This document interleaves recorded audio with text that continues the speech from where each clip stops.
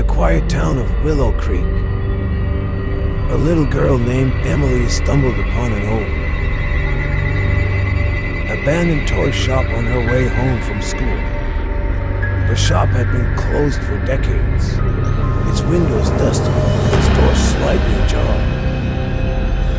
Curiosity got the better of her, and she stepped inside, her footsteps echoing in the silence. Amid the clutter of forgotten toys, a single doll stood out. It was a porcelain doll with pale skin, glassy blue eyes, and long, dark hair. It wore a faded Victorian dress, and despite the dust that covered everything else, the doll was pristine. Emily felt an inexplicable pull towards it and decided to take it home.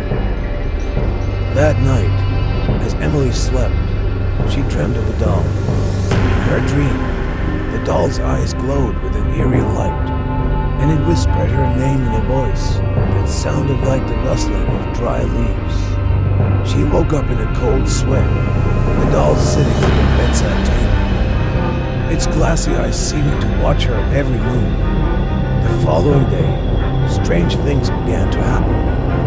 Emily would find the doll in different places around the house. Even though she hadn't moved it would appear on the couch, in the kitchen, and even outside on the porch. Her parents dismissed her concerns, thinking she was playing games. But Emily knew something was terribly wrong.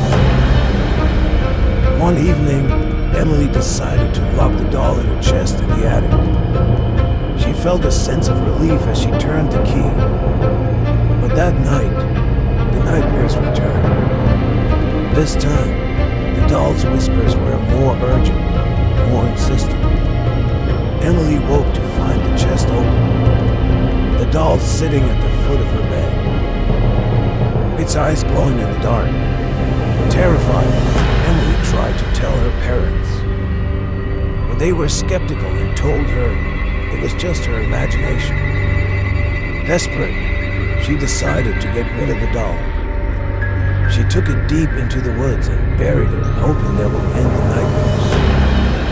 But as she returned home, she found the doll sitting on her bed, her clinging to its dress. Emily's parents finally began to believe her when they, too, started experiencing the doll's malevolent presence. Doors would slam shut on their own. Whispers filled the house at night, and shadows danced in the corners of their eyes. They sought help from a local priest, who came to bless the house and the doll. The priest sensed the dark energy surrounding the doll. He performed a cleansing ritual, but as he did, the doll's eyes glowed bright, and a chilling wind swept through the house.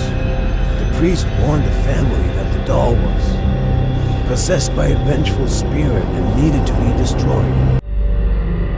In a final desperate attempt, Emily's family took the doll to an old, abandoned church at the edge of town.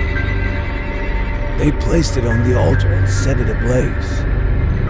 The doll's porcelain face cracked and melted, and as it burned, the house grew still. The whispers ceased, and the shadows vanished.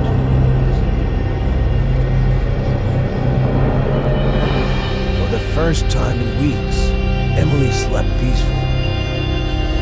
The doll was gone, and with it, the malevolent presence that had haunted them. The family moved away from Willow Creek, leaving the memories of the creepy doll behind.